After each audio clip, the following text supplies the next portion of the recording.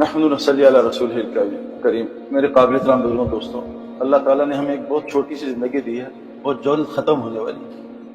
میں ایک دفعہ بات کر رہا تھا اللہ کی، تو بات کر کے جو ہے میں ادھر نکلا ہوں ادھر سے، یہاں 3 نوجوان بیٹھے تھے 20-20 سال کے. اس دروازے سے نکلے ہیں اور گاڑی نے ہٹ کیا، تینوں انتقال کر گئے. ان کا آخری بیان تھا، آخری دفعہ وہ بیان سن رہے تھے. اس لیے بیٹا یہ کیمرہ بند کر پلیز، جزاک اللہ. حضور صلی اللہ علیہ وسلم نے فرمایا ہر نماز کو آخری نماز سمجھ کے پڑھا. ہمارے جتنے گریٹ کرکٹرز ہیں، جیسے بریڈ مین تھا جس کی 99.99 کی ایوریج تھی، اس کا یہ تھیوری تھی کہ میں ہر میچ کو آخری میچ اور پہلا میچ سمجھ کے کھیلتا ہوں. ہر بیان کو پہلا سب بیان کہ جی میں پہلی دفعہ سن رہا ہوں. کیونکہ جب بھی آدمی پریکٹس کرتا ہے کرکٹ کی، اس کی گیم امپروو ہوتی ہے. جب بھی آدمی کھانا کھاتا ہے اس کا ویٹ بڑھتا ہے نا. حالانکہ کل بھی روٹی کھائی تھی، آج پھر روٹی. یہ دعوت کا کام جو ہے نا، یدون الی الخیر، یہ سب سے پہلا کام ہے جس سے آگے کام صحیح ہے.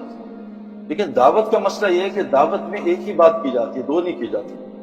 پانی ایک ہی برسایا جاتا ہے. پانی زمین کو کوئی نئی چیز نہیں، آج زیتون ڈال دو، کل مینگو کا جوس ڈال دو، ایسا نہیں ہے. ایک ہی پانی سے آم بھی نکلے گا، ایک ہی پانی سے کریلا بھی نکلے گا، ہر ایک ہی پانی. ہم حرم میں بیٹھے ہوئے تھے، نوجوان آئے تو میں تو بہت خوش ہوتا ہوں لوگ سوال کریں نا، تو جو اللہ تعالیٰ بتا دیتا وہ بتا دیتا ہوں.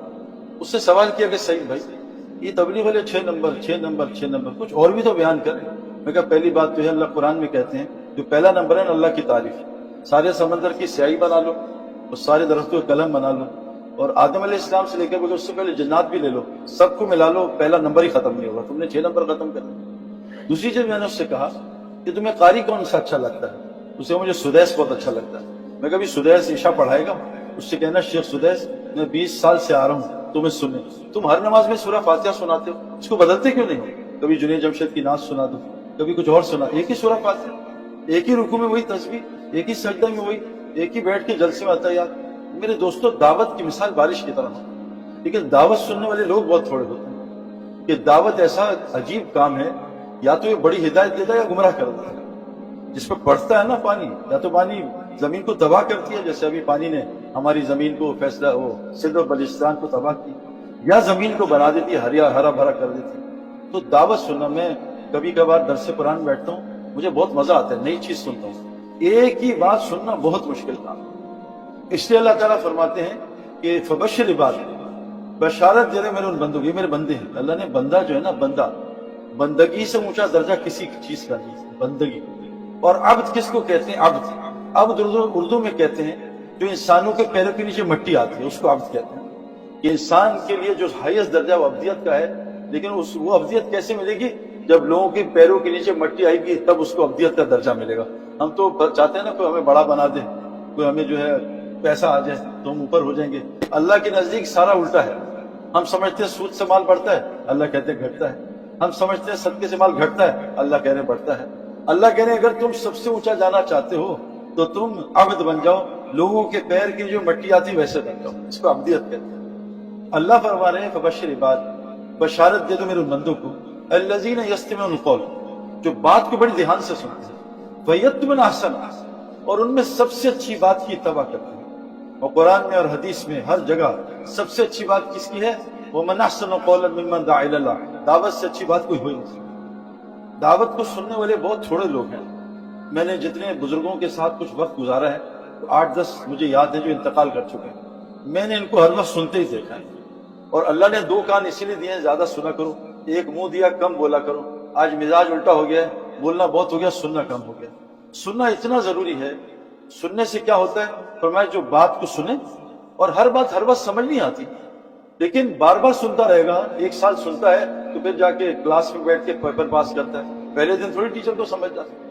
حدیث میں آتا ہے جو باتیں تمہیں سمجھ میں آ رہی ہیں، جو علم تمہیں سمجھ میں آ رہا ہے اس پہ عمل کرو، اللہ تمہیں وہ علم دے گا جو تمہیں سمجھ نہیں آ رہا. جو رستے تمہیں سمجھ آ رہے ہیں ان رستوں پہ چلو، اللہ تم پہ وہ رستے کھولے تمہیں سمجھ نہیں آ رہے. تو اللہ قرآن میں فرماتے ہیں جو دھیان سے بات سنتا ہے. اور یہ یاد رکھنا میرے دوستوں، سننے والے بڑی خیر پہ ہیں. اللہ فرماتے ہیں وَلَوْ عَلِمَ اللَّهُ فِيهِمْ خَيْرًا لَأَسْمَعَهُمْ، جن میں اللہ خیر دیکھتا ہے بس ان کو اپنی بات سناتا ہے، ورنہ نماز سن کے لوگ چلے جاتے ہیں. جن میں اللہ خیر دیکھتا ہے اس کو صرف اپنی بات سناتے ہیں. وَلَوْ أَسْمَعُهُمْ لَتَوَلَّوْا هُمْ مُعْرِضُونَ، اگر یہ سن بھی لیتے منہ موڑ کے چلے جاتے ہیں، ان کو کوئی اثر نہیں. اللہ کی بات سننا دھیان سے یہ بہت ضروری ہے. میں نے 2000 میں 3 دن لگائے تھے، سن 2000 اور میں کرکٹ کھیلتا تھا, ٹائم ہوتا نہیں تھا, لیکن اللہ نے مجھے ایسے فضل فرمایا, ایسے اچھے دوست دیے جو مجھے فجر مسجد میں پڑھاتے تھے.